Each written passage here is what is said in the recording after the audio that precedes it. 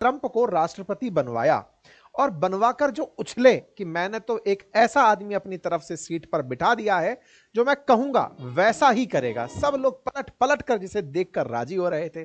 Musk ने समझा कि वो बिना निर्वाचित हुए ही अमेरिका पर शासन करने लगेंगे। लेकिन साहब, इन मस्क को क्या पता था कि ट्रंप उनकी ही कुर्सी खींच लेंगे। उन्हें डोजी डिपार्टमेंट देकर जहां एक और अमेरिकन का बुरा बनवा दिया, वहीं दूसरी तरफ इनको ही इतना बड़ा नुकसान पहुंचा दिया जितना संभवतः ट्रंप चाइना से व्यापार में घाटा नहीं उठाते होंगे। कहने का कुल जमा अर्थ यह है कि डिपार्टमेंट ऑफ गवर्नमेंट एफिशिएंसी के नाम पर ट्रंप ने इलॉन मस्क से बहुत कुछ करवाया। बहुत कुछ करवाया से मतलब है अपने यहां की जॉब कट्स करवाई, साथ ही साथ में लोगों के लिए संकट पैदा करने की स्थितियां ले आए, यूएस एड रुकवाई। ट्रंप ने सारे वो काम जिनसे ट्रंप की इमेज को नुकसान हो सकता था वो सब इनसे करवाए। इनसे करवाकर अब दुनिया के देशों पर टैरिफ ट्रंप ले आए।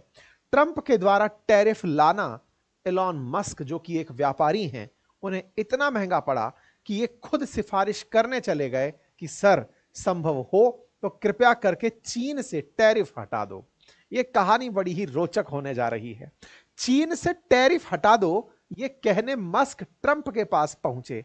ट्रंप ने बड़े ही मन सोचा होगा कि बेटा, जब तुम हमारे वोट काट रहे थे डोजी डिपार्टमेंट के नाम से, हम तब कुछ नहीं बोले। हमारी करेंसी वोट थी, तुम्हारी करेंसी नोट थी।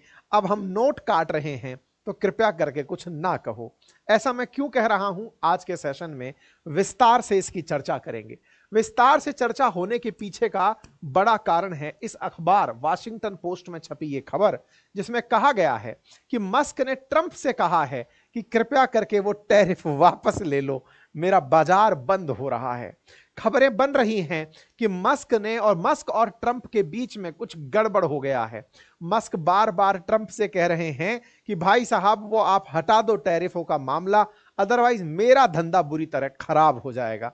ये कहानी क्या है, शुरू कहां से होती है, सारी बातें बताते हैं। इसमें चीन का क्या एंगल है, अब आपको वो भी हम बताते हैं। असल मायने में आपको ज्ञात हो तो ट्रंप ने जब टैरिफ की घोषणा की तो ट्रंप ने चाइना के ऊपर 34% टैरिफ अनाउंस किया। लेकिन यह 34% टैरिफ रेसिप्रोकल टैरिफ के तहत लगाया गया था। अर्थात ट्रंप ने पहले ही चाइना पर 10% टैरिफ लगाया था जब ट्रंप सत्ता में आए थे। 10% लगाया, चाइना ने कहा हम भी 10% लगाएंगे। ट्रंप ने फिर एडिशनल 10% टैक्स लगा दिया। चाइना बोला हम भी 10% लगाएंगे। जब चाइना पर 20% टैरिफ ट्रंप द्वारा फेंटेनिल के कारण लगाया गया कि चाइना वाले ऐसा ड्रग बना के भेजते हैं जिससे अमेरिकन मर रहे हैं, तो ट्रंप के द्वारा 20% का पनिशमेंट तो इन्हें पहले ही मिल चुका था। 20% के टैरिफ का मतलब यह था कि चाइना से कोई भी सामान अमेरिका जाएगा तो 20% उसके ऊपर टैक्स काट लिया जाएगा। लेकिन चाइना ने चूंकि अमेरिकी सामानों पर टैरिफ लगा दिया था, इसका मतलब अमेरिका का कोई माल अगर चाइना में बिकने आएगा तो उस पर चाइना 20% टैक्स मांगेगा। चलो, ये बात भी सही है। अब ट्रंप थोड़ा और खिसियाए और रेसिप्रोकल टैरिफ में इन पर 34% टैरिफ और लगा दिए। अर्थात चाइना पर कुल मिलाकर अब 54% टैरिफ है।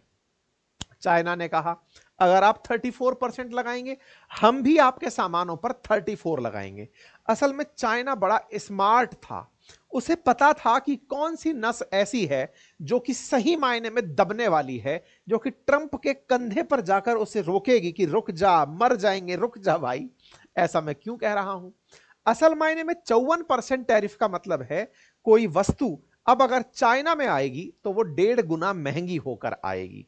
उदाहरण के लिए, अगर मस्क की कार बिकने, यानी कि टेस्ला की कार बिकने चाइना आएगी तो ₹1,00,000 की कार अब 1.5 लाख की पड़ने वाली है। अब साहब, यह बहस यही नहीं रुकी।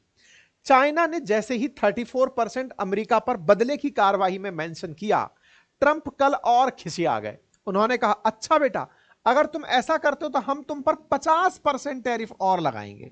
मतलब 54 + 50 104% टैरिफ हो गया।